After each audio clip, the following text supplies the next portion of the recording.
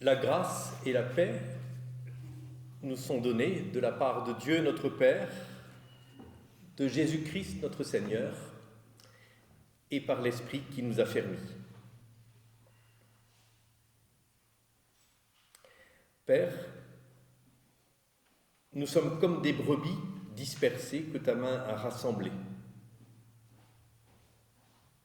Tu nous conduis dans de verts pâturages où nous trouvons le repos et la paix, alors que par ta grâce, l'instant qui passe serve à nous rapprocher de toi. Nous prenons les répons du temps du carême, page 24. Je vous invite à vous lever.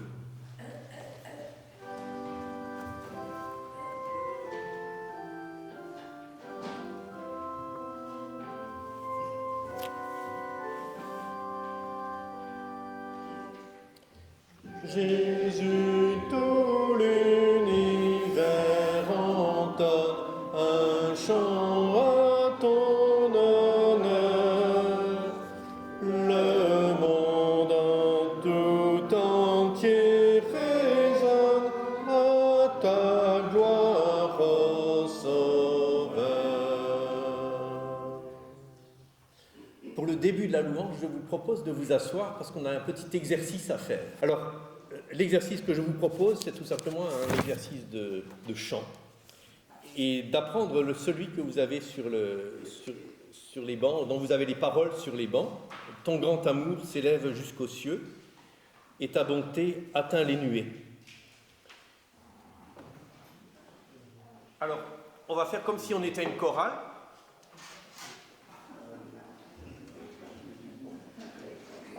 Alors, ça fait rien.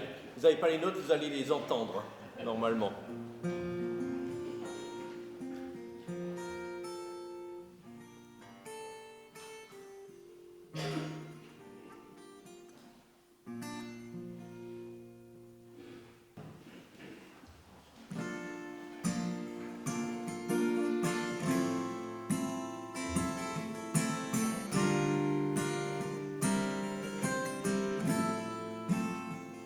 Ton grand amour s'élève jusqu'aux cieux et ta bonté atteint les nuées. Ta justice est comme les montagnes, ta sagesse est plus vaste que la mer, et tu viens d'à moi. Tu m'envoies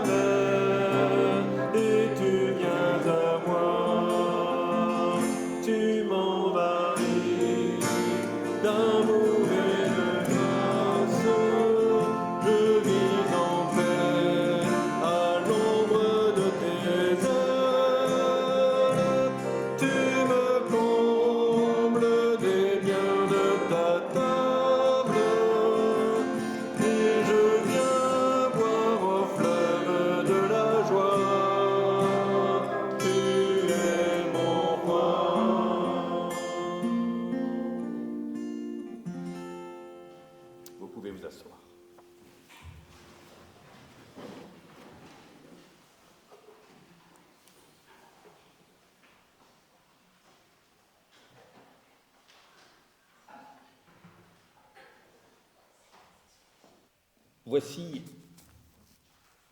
la loi de Dieu telle qu'il a donnée à Moïse. Dieu prononça toutes ces paroles en disant « Je suis l'Éternel, ton Dieu, qui t'ai fait sortir d'Égypte, de la maison de l'esclavage. Tu n'auras pas d'autre Dieu devant ma face. Tu ne te feras pas d'image taillée, ni de représentation de ce qui est dans le ciel, sur la terre et dans l'eau plus bas que la terre, et tu ne te prosterneras pas devant elles. Tu ne les serviras pas. Tu n'utiliseras pas le nom de l'Éternel ton Dieu à la légère. Souviens-toi de mettre à part le jour du repos. Honore ton père et ta mère. Tu ne commettras pas de meurtre. Tu ne commettras pas d'adultère. Tu ne commettras pas de vol. Tu ne médiras pas faussement contre ton prochain. Tu ne convoiteras rien de ce qui est à ton prochain. Nous prions.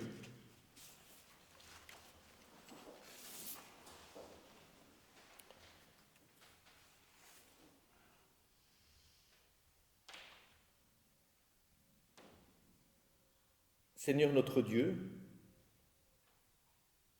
je construis si souvent des idoles pour servir ma grandeur. Et parfois même, je les affuble de ton nom.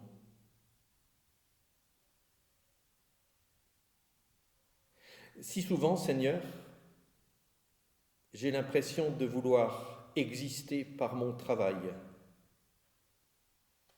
Et j'oublie que j'ai été créé aussi pour le repos.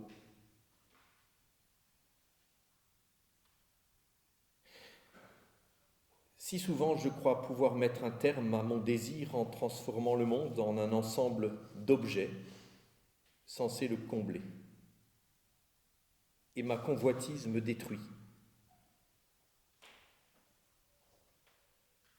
Si souvent, Seigneur, tes commandements, je les enfreins en actes, en paroles, en pensée. Mais je ne peux pas changer mon cœur, Seigneur. Alors viens toi-même mettre à la place de mon cœur de pierre un cœur de chair. Je sais que tu le feras, parce que tu n'abandonnes pas tes enfants à eux-mêmes. Amen.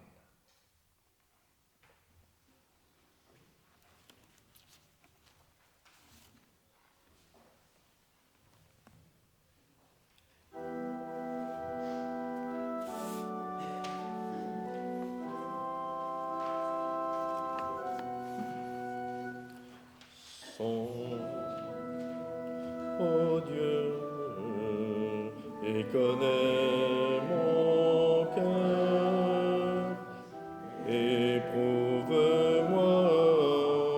et connais mes pensées, regarde si je suis sur une mauvaise voie et conduis-moi sur la voie de l'éternité.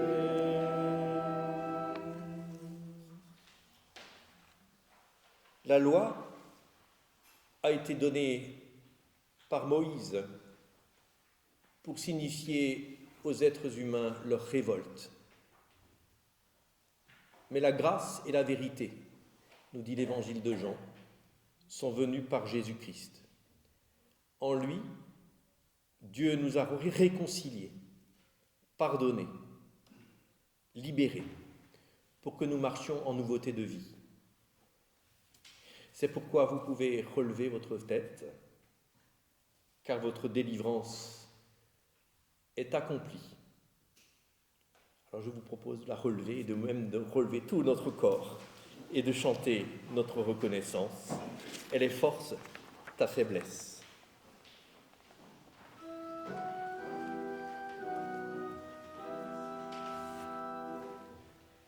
Elle efforce ta faiblesse sur la croix, ô Seigneur. Par tes biens tu nous délivres, par ta mort tu nous fais vivre. Tu es grand, ô Seigneur, tu es grand, ô Seigneur. Et puisque nous avons été relevés par le pardon de Dieu, nous chantons notre confiance dans cette grâce avec le cantique 61-81. 61-81, je crois en Dieu, le Créateur. Page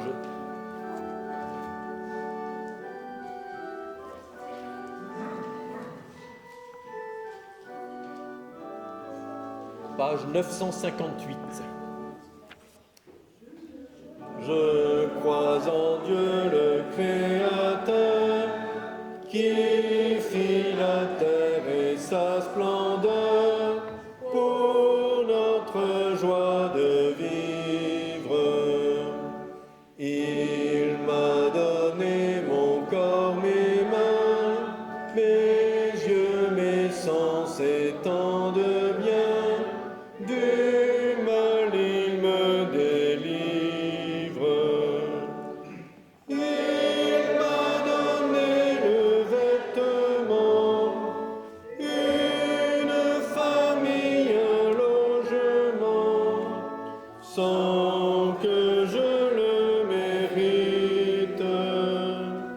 Je parlerai de sa bonté.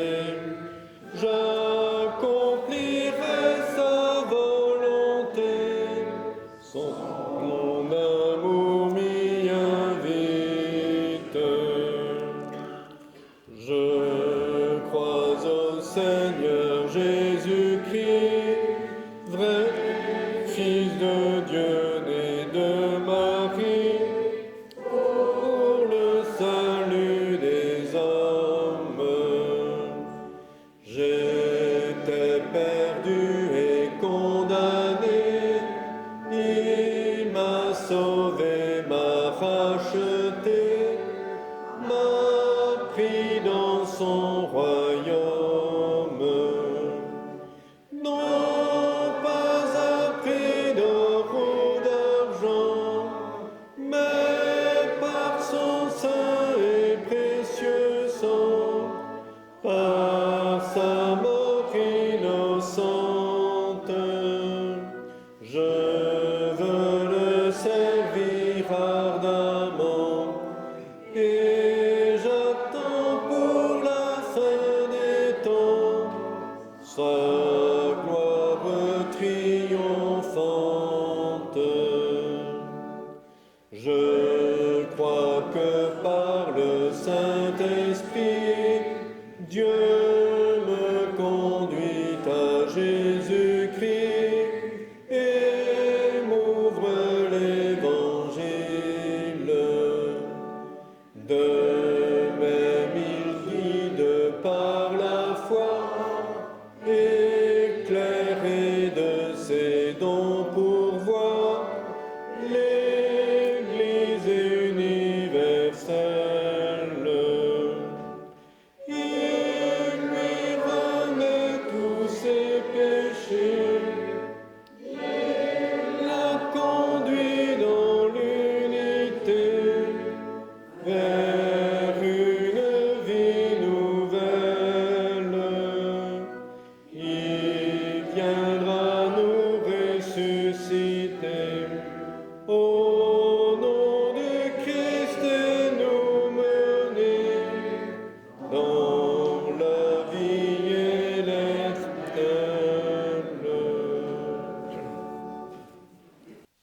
Notre Dieu, tu nous as rassemblés ce matin dans cette maison, frères et sœurs dans la foi, portant nos yeux vers le Christ, tendant nos mains vers ta bienveillance et ton amour. Alors maintenant, donne-nous ton esprit, pour que dans ces vieux textes que nous allons lire, nous entendions ce que tu veux nous dire aujourd'hui et que nous en vivions. Amen.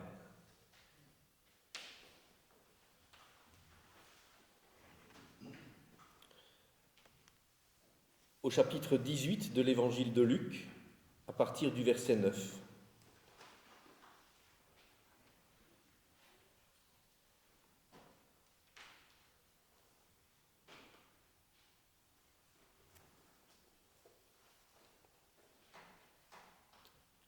Jésus dit encore cette parabole en vue de certaines personnes qui se persuadaient d'être justes et ne faisaient aucun cas des autres.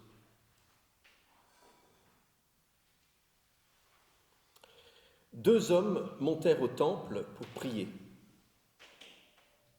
L'un pharisien,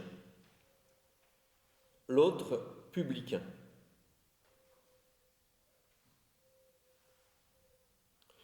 Le pharisien, debout, faisait cette prière en lui-même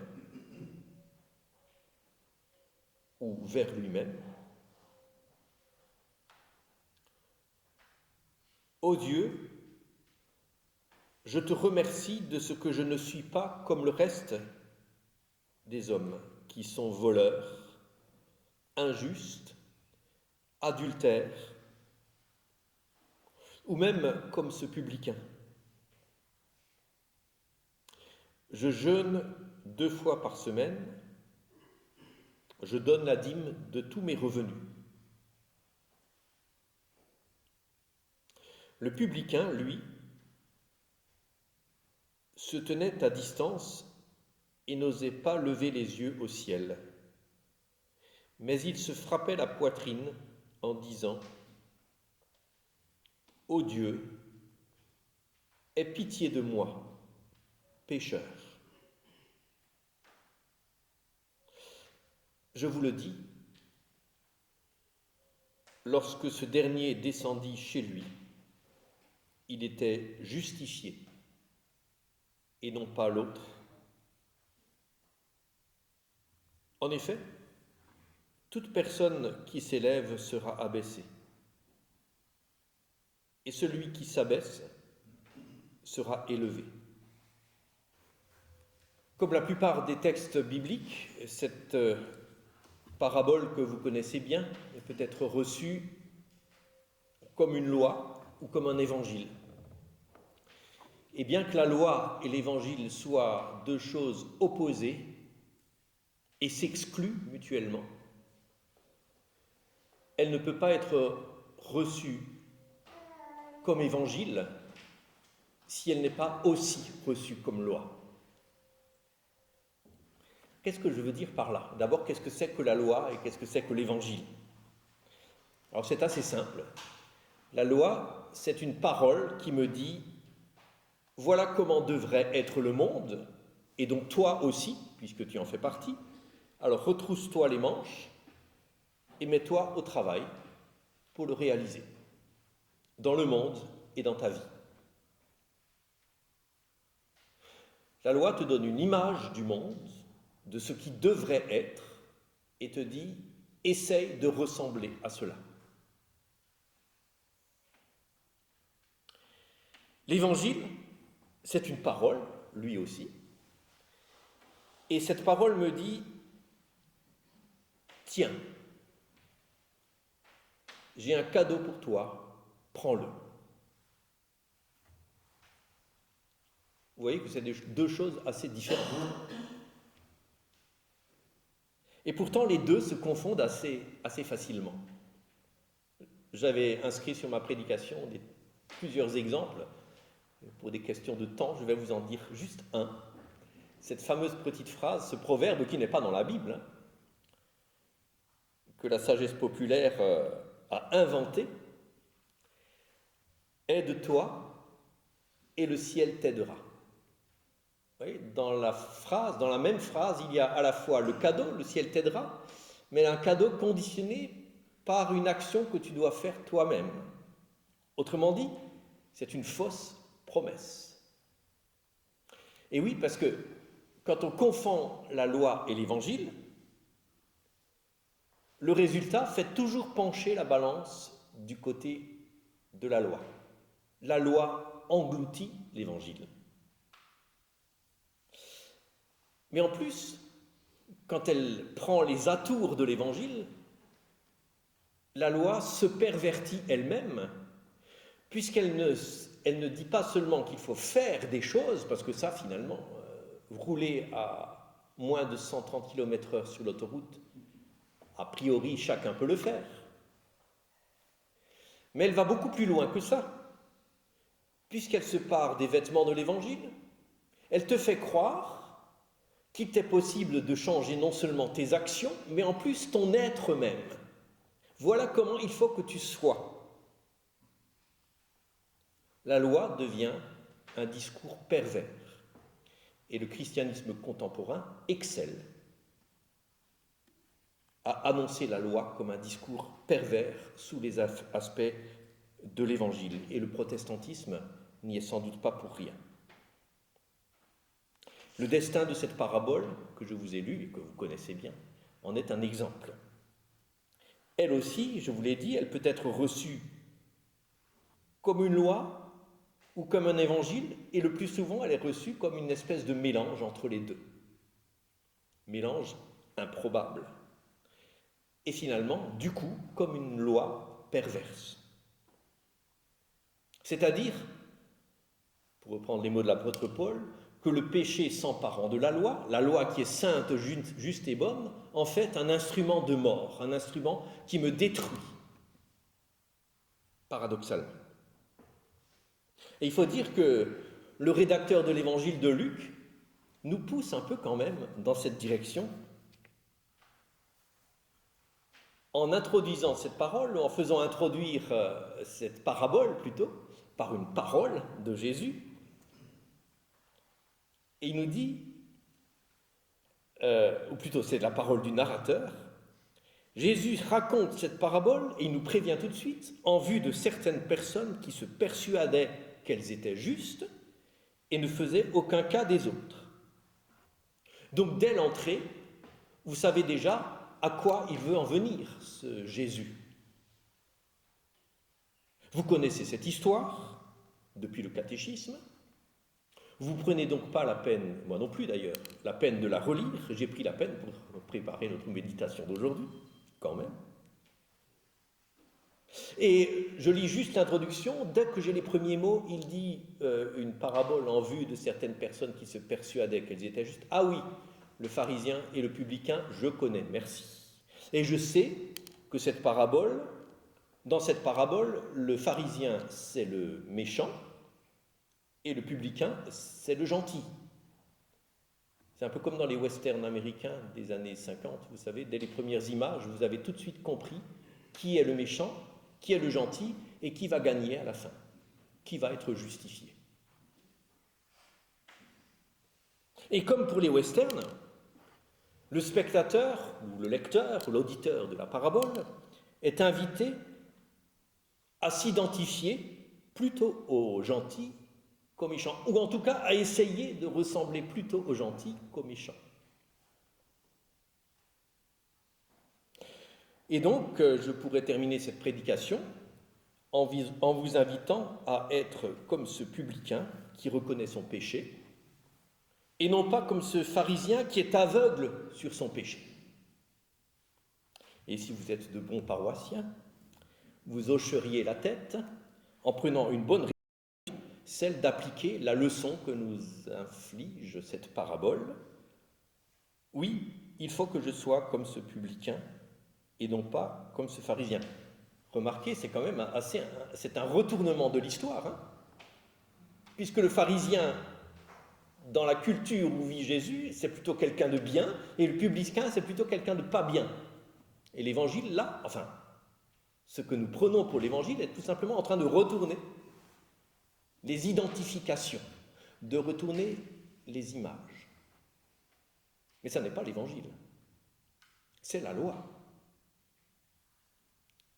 Si on considère que cette parabole, mais beaucoup d'autres dans l'évangile de Luc, consiste simplement à renverser les valeurs, ou plutôt renverser les images, à dire que les petits sont grands et les grands sont petits, c'est le Magnificat, vous savez, au début de l'évangile. Tu as renversé les puissants et tu as élevé les humbles. D'accord. D'ailleurs, c'est la conclusion de cette parabole.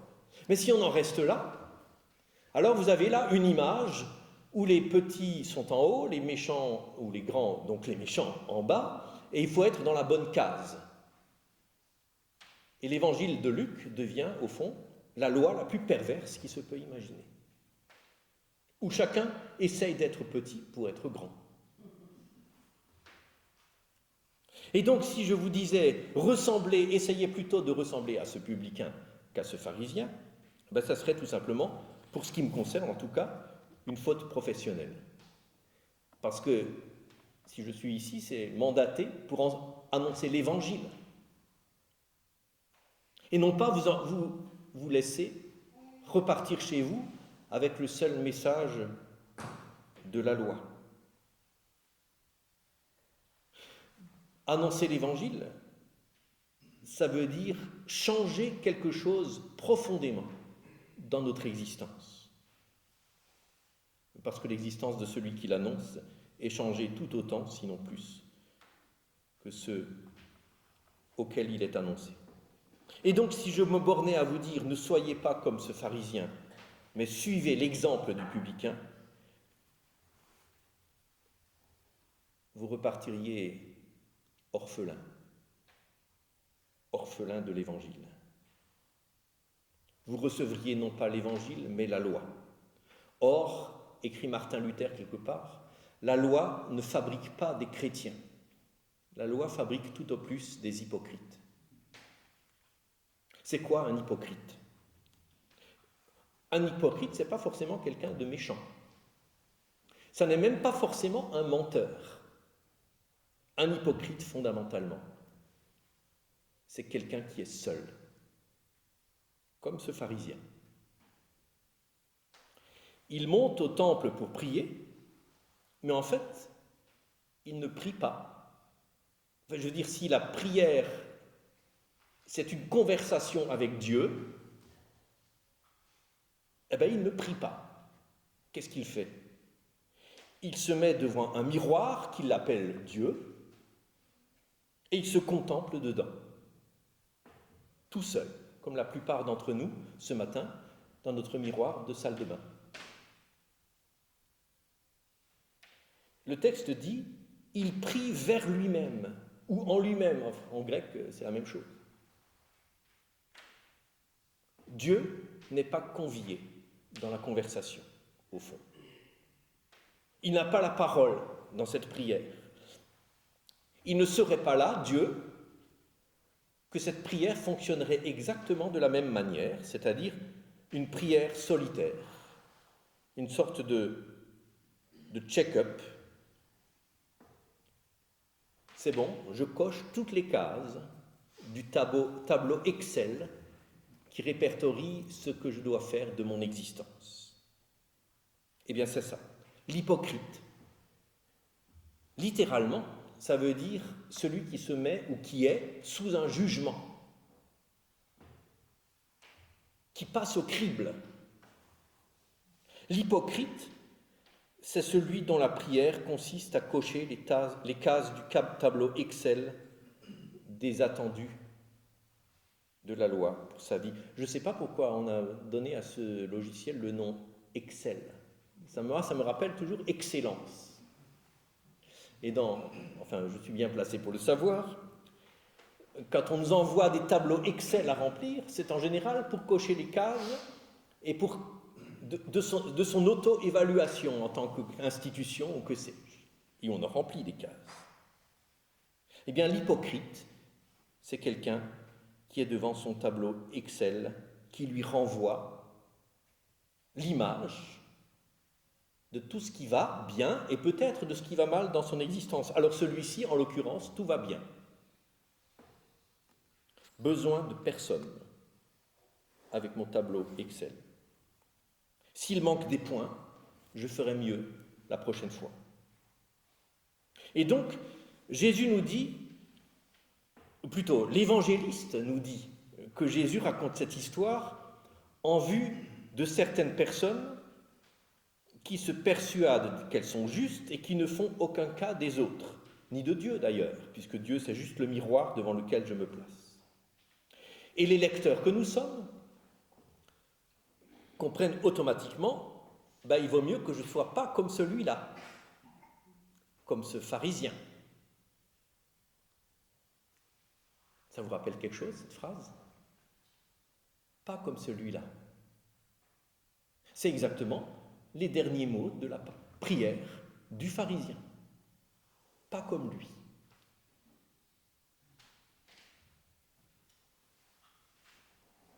Et vous voyez le problème, du coup. C'est que si je m'efforce de ne pas ressembler aux pharisiens, et si par bonheur ou par malheur, ça dépend du point de vue, j'y arrive, alors, paradoxalement, je deviens ce pharisien. Parce que ma prière, tout à l'heure, ne sera pas une prière d'intercession. Ce sera une prière du genre pharisien. « Ô Dieu, je te remercie de ce que je ne suis pas comme ce pharisien. Moi, je ne me prends pas pour un juste, mais je sais bien que c'est ta grâce qui m'accorde la justice, comme je viens de le confesser avec Martin Luther, qui m'accorde la justice et tous les biens. Merci Seigneur de m'avoir accordé tout cela. » Voyez-vous, le génie de l'évangile de Luc, de cet auteur, c'est qu'en quelques phrases, il réussit à nous amener à ce point où la loi doit céder la place à l'évangile, sauf à basculer dans la comédie ou dans la tragédie. Tant que la loi reste sur le plan de qu'est-ce qu'il faut faire et qu'est-ce qu'il ne faut pas faire, il vaut mieux rouler à 50 en ville plutôt qu'à 70 parce que ça risque, on fait moins risquer des problèmes, tout simplement. Au fond, tant que la loi reste la règle qui régit les mœurs, c'est-à-dire la morale, littéralement, ça peut certes parfois être compliqué, parce qu'en cette matière, vous savez bien que ce qui est vérité en deçà des Pyrénées est erreur au-delà et inversement. Et puis ça change, la morale change tous les 20 ans. Donc ça peut être compliqué, on peut avoir des discussions sur la loi. Quand elle veut régler ce qui est bien et ce qui est mal, ce qu'il faut faire et ce qu'il ne faut pas faire. Par contre, quand la loi veut légiférer sur ce qui se passe dans mon cœur,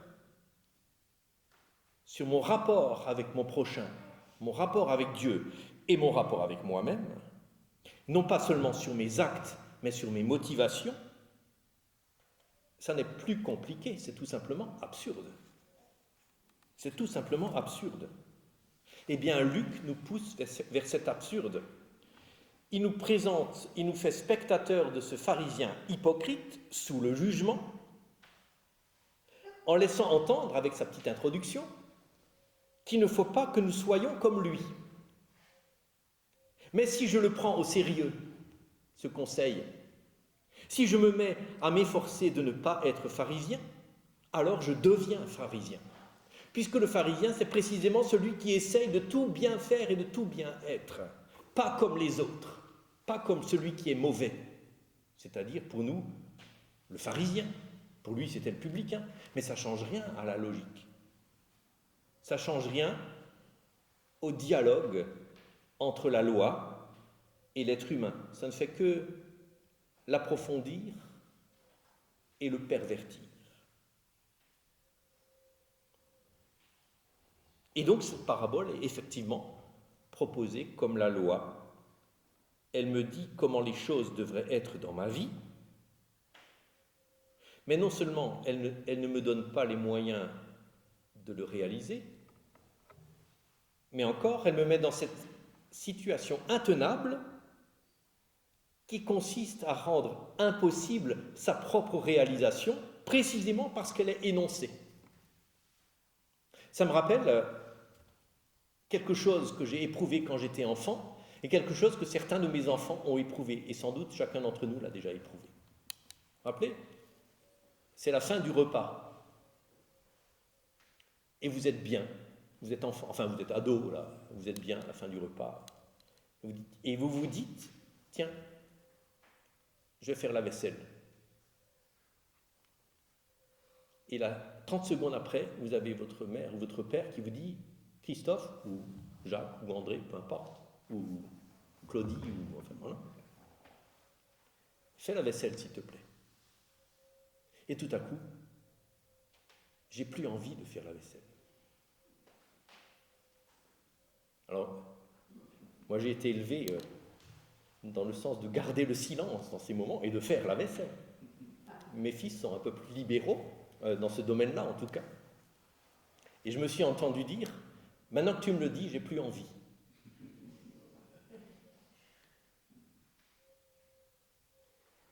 Si la loi me dit ne sois pas comme ce pharisien, alors ça me rend impossible le fait de ne pas l'être.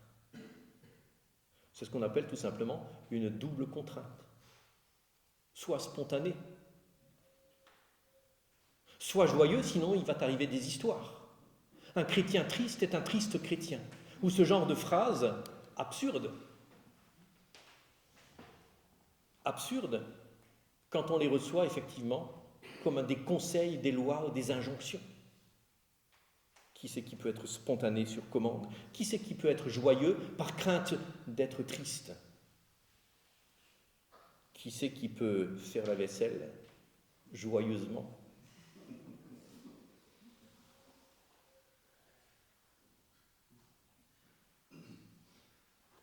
Alors, un tour de plus, ce serait de dire, il faut que ça vienne de toi-même.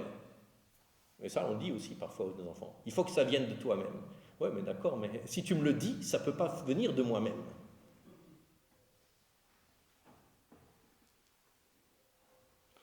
Luc nous amène ici dans l'absurdité de cette existence qui veut exister précisément par la loi.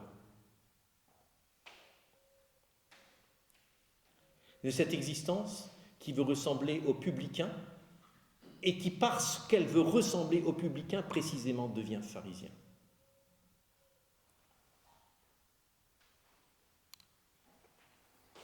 Alors est-ce que cette parabole peut aussi résonner comme un évangile, c'est-à-dire comme une bonne nouvelle? Tiens, prends le cadeau. Peut-être. Certainement même, sinon je ne serais pas ici. Il suffit de continuer à lire. Si vous avez pris au sérieux cette histoire-là, enfin jusque-là, c'est-à-dire si ce pharisien, c'est vous. Si vous avez pris conscience que vous ne pouvez pas ne pas être pharisien, alors cette histoire est pour vous. Parce que vous êtes dans les conditions idéales pour lire la suite et recevoir le plus merveilleux des cadeaux. Parce que celui qui réalise qu'il ne peut pas ne pas être pharisien est déjà publicain. Qu'est-ce que c'est qu'un publicain? Ce qui est étrange dans cette parabole, c'est que du publicain, la seule chose que l'on sait, c'est qu'il est pécheur. C'est lui-même qui le dit. On ne sait pas ce qu'il a fait. Contrairement aux pharisiens qui donnent la dîme, etc. Enfin, il fait la liste de ce qu'il fait. Le publicain, lui, ne fait pas la liste de ses péchés. Il sait bien que Dieu les sait, que Dieu le connaît. Alors, bien sûr, Quand on parle de publicains dans les évangiles, vous avez tout de suite tout un tas d'exégètes qui regardent la parabole d'en haut et qui vous expliquent, ce qui est tout à fait vrai d'ailleurs, que les publicains à l'époque, ce sont les exclus de la société, etc. Ceux qui sont considérés par les autres comme des pécheurs. Alors lui, ce n'est pas les autres qui lui disent qu'il est pécheur. Personne ne lui parle, c'est lui-même qui le dit. Mais bon, et donc ces exégètes sont immédiatement suivis par tout un tas de théologiens qui leur emboîtent le pas et qui vont vous dire que donc, puisque c'est un texte qui doit s'adresser au présent contemporain, que les publicains représentent donc telle ou telle catégorie de personnes à l'heure actuelle, les exclus. Et alors les exclus, ça varie selon les bonnes causes du moment. Mais Luc, si vous lisez bien son évangile, ne fait justement pas cela. Il ne fait pas des catégories. Le mot publicain et le mot pharisien sont des métaphores, non pas de catégories de gens, mais de ce qui peut se passer dans l'existence de n'importe qui, y compris vous et moi. Le texte nous dit que le publicain, c'est un pécheur, et nous l'apprenons par la bouche du pécheur lui-même. Et il agit comme un pécheur, c'est-à-dire qu'il se tient derrière, à l'écart, et il n'ose pas lever les yeux au ciel, il n'emmène pas large devant Dieu. Il n'a rien à dire de lui-même à part ce mot, pécheur. On ne saura rien de ce qu'il fait ou de ce qu'il ne fait pas. Mais sa prière laisse toute la place à Dieu. C'est Dieu qui est le sujet de sa prière. Ô Dieu, aie pitié de moi, pécheur. Lui-même vient avec son péché et il compte sur la grâce, sur la pitié de Dieu. Maintenant que vous avez appris, mais je pense que vous le saviez en arrivant déjà, que vous êtes tous pharisiens, et moi avec, sur qui comptez-vous pour votre vie ce matin? Avec quoi êtes-vous venu ce matin? Avec votre tableau Excel ou avec votre péché? La loi a-t-elle travaillé votre cœur après avoir fait la liste de tout ce qui colle et de ce qui ne colle pas dans le tableau de votre excellence? Est-ce qu'il y a encore des cases vides? Et si toutes les cases sont cochées par malheur, vous sentez-vous un peu pharisien, pharisienne? Eh bien, si c'est le cas, écoutez. Toi qui viens ici comme pharisien, tu es précipité au bas de ton piédestal. L'Évangile déchire le tableau Excel de ta propre vie et tu te retrouves dans l'absurdité de l'auto-évaluation spirituelle. Mais si tu es là, alors sois heureux. Parce que, chers amis publicains et publicaines, oui, nous le sommes, au fond. Aussi simple et vrai qu'est notre prière, aie pitié de moi, pécheur. Aussi simple et vrai est la réponse qu'offre le Christ. Tu pourras rentrer chez toi la tête haute, non pas plein de ta justice, mais joyeux de celle qui t'est offerte par la parole du Christ. Celui-ci, celle-ci redescendit dans sa maison justifiée, plutôt que l'autre. Quand le Seigneur dit que tu es juste, quel que soit le nombre et la taille des cases non cochées dans le tableau de l'excellence de ta vie, quand le Seigneur dit que tu es juste, alors c'est la vérité.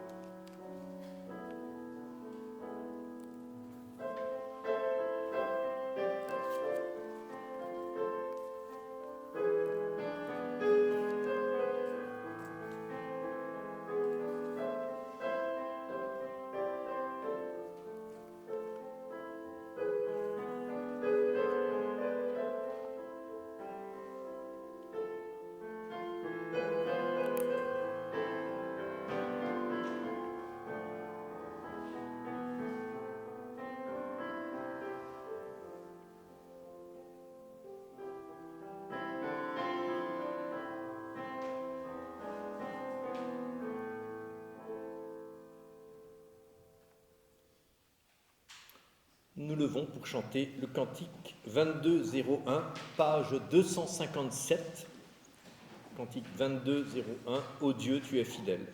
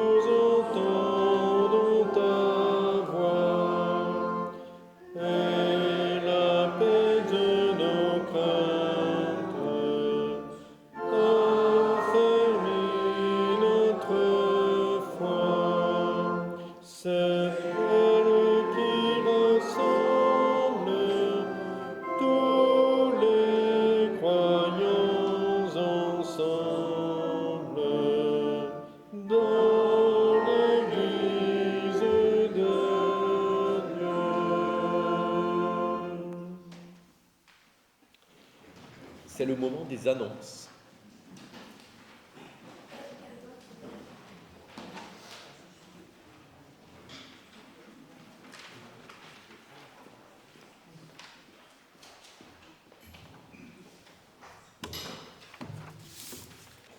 Alors, je serai très brève parce que vous avez tous eu la feuille d'annonce prévue sur la table à l'entrée. Deux choses à signaler particulièrement importantes. L'Assemblée générale de la CEPUMA aura lieu samedi prochain, le 23 mars, et les heures d'émargement, c'est à partir de 13h15 et on démarrera fermement l'Assemblée à 14h15. Un pot de l'amitié clôturera notre Assemblée. En plus, je dois vous signaler que c'est une Assemblée générale importante parce que c'est la nouvelle élection de nouveaux conseillers presbytéraux qui aura lieu durant cette Assemblée du Conseil presbytéral. Ensuite, vous avez les temps forts de Pâques, mais ça, tout le monde est au courant déjà. Il y a eu les petits flyers précis. La newsletter les indique aussi. La journée des assises, alors ça aussi c'est important pour l'avenir de notre Église. La journée des assises organisée le samedi 27 avril 24 par le Conseil régional des Cévennes Languedoc-Roussillon à Nîmes au temple de l'Oratoire de 9h30 à 17h avec un repas tiré des sacs. Tout le monde est cordialement invité, il vous suffit de s'inscrire au secrétariat de notre Église pour pouvoir y participer. Il n'y a aucun critère de sélection prévu. Le 1er mai, premier forum chrétien de Montpellier, au Lazaret à 7. Là aussi, c'est une réunion très importante avec catholiques, orthodoxes, évangéliques, protestants unis. Et il faut s'inscrire au site œcuménisme@diocèse34.fr. Voilà.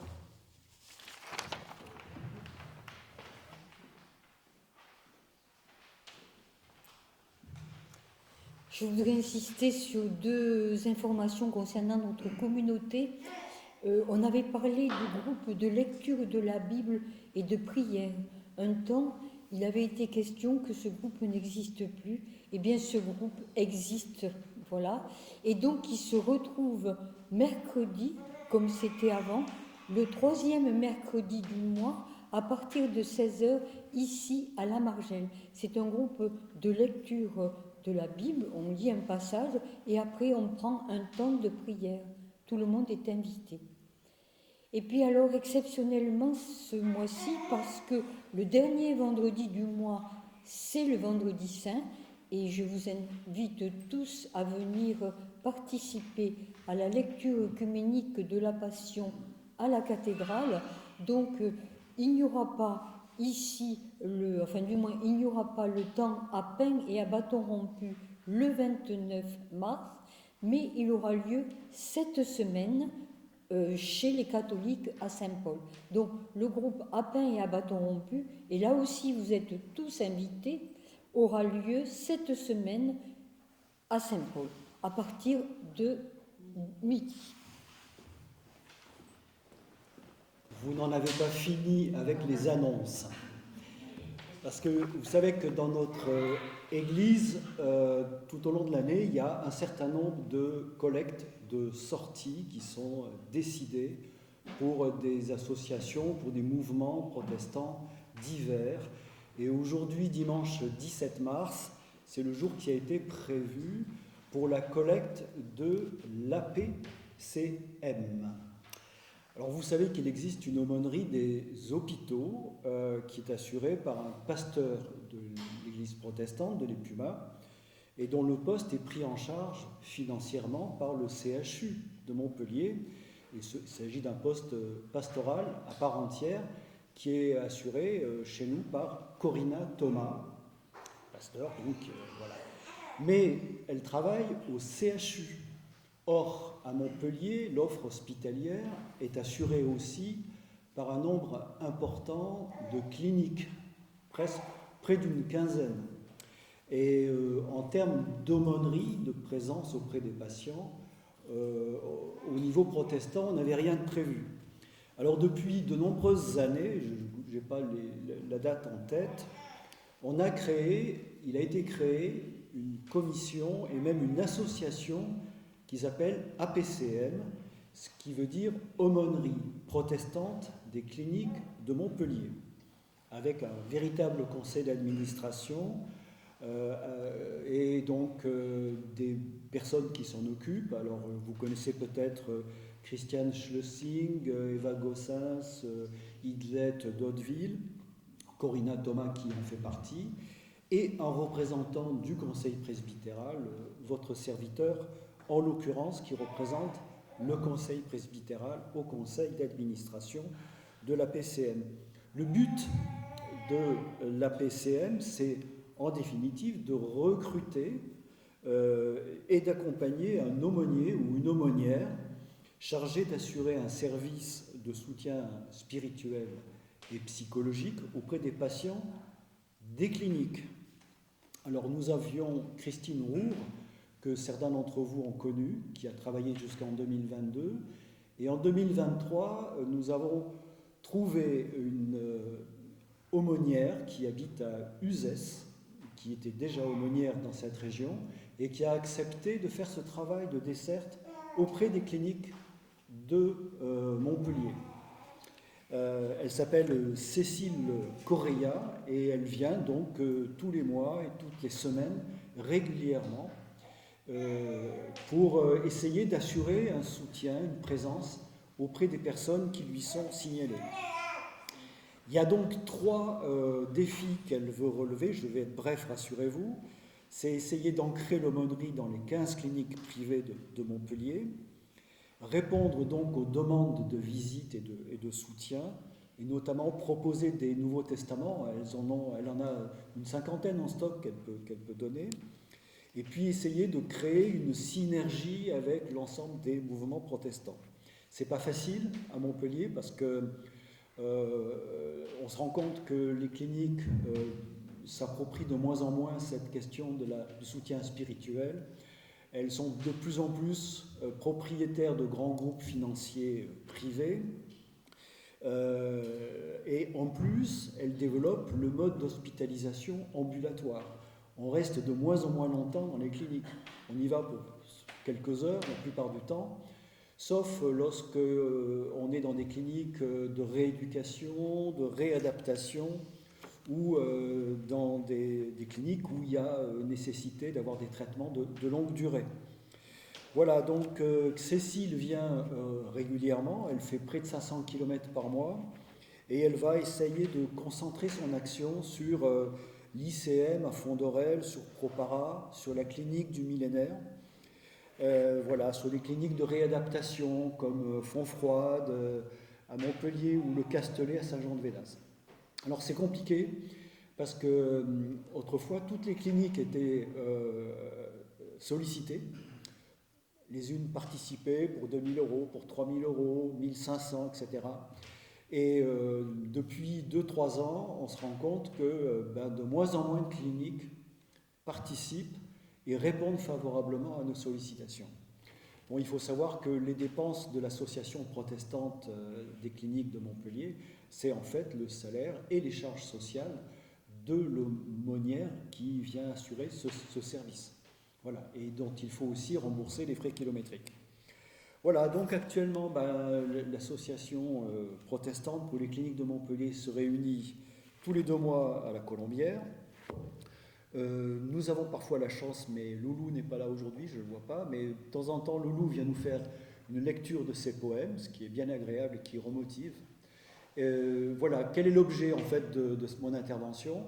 C'est de vous inviter tout à l'heure à la sortie du culte à verser votre bol, la plus généreuse possible, pour pouvoir pallier le manque de ressources auxquelles on est confronté, puisque depuis 2 ans, il y a eu le Covid, mais il y a eu aussi cette espèce de tendance un petit peu des cliniques à ne plus gérer cette question du soutien, de la présence d'un aumônier auprès des patients, cette tendance qui se traduit par une baisse très notable de leur participation.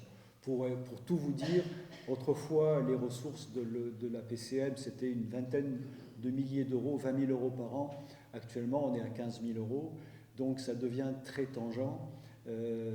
Voilà, c'est un peu tout l'avenir de cette présence protestante auprès des cliniques qui est en jeu.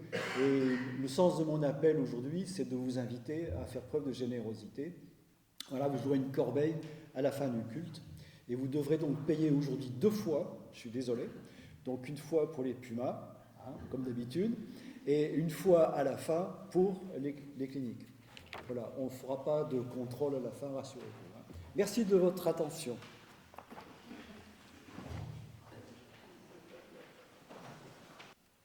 Prions.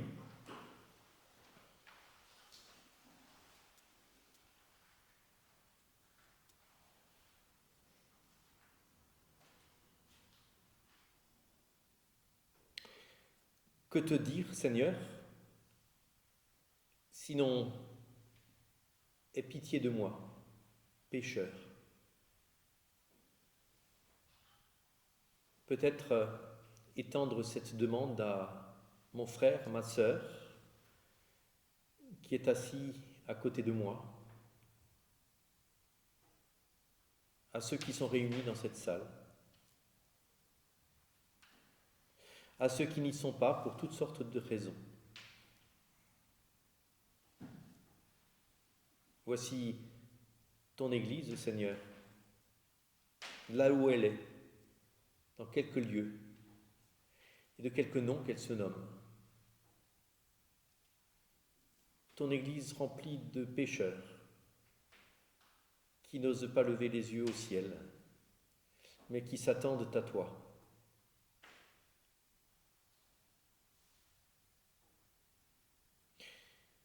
Que sur le chemin de nos maisons, que sur les chemins de nos vies,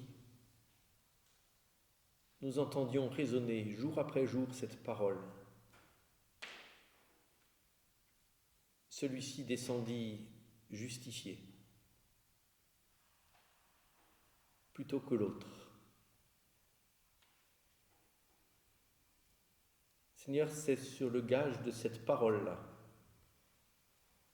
que je veux te remettre dans ma vie, celle de mes frères et sœurs, tous ces placards obscurs que nous hésitons à ouvrir devant les autres et encore plus devant nous-mêmes.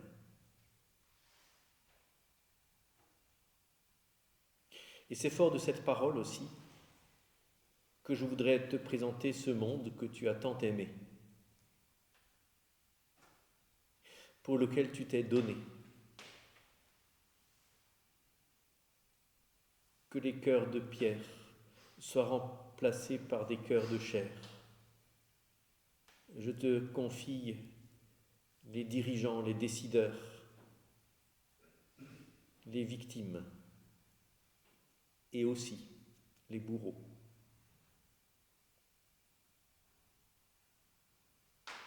Toute cette humanité, Seigneur, qui crie et qui soupire, et dont tu entends les cris, nous en sommes persuadés.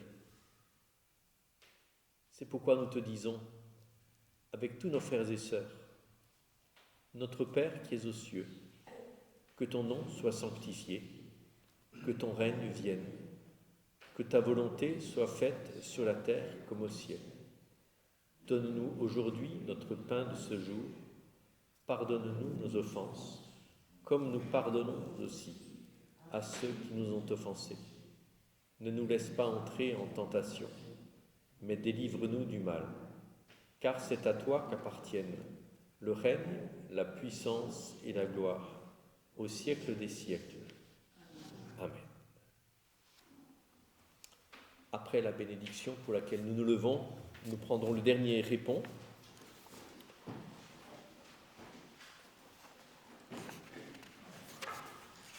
Qui se trouve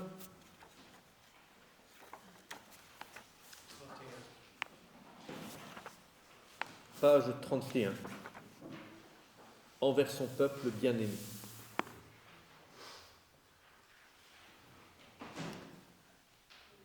Peuple de Dieu, l'Éternel ton Père te bénit et te garde. En Jésus-Christ, il a fait briller sur toi son regard et il t'accorde sa grâce. Par son Saint-Esprit, il tourne vers toi son regard et il te donne la paix. Amen.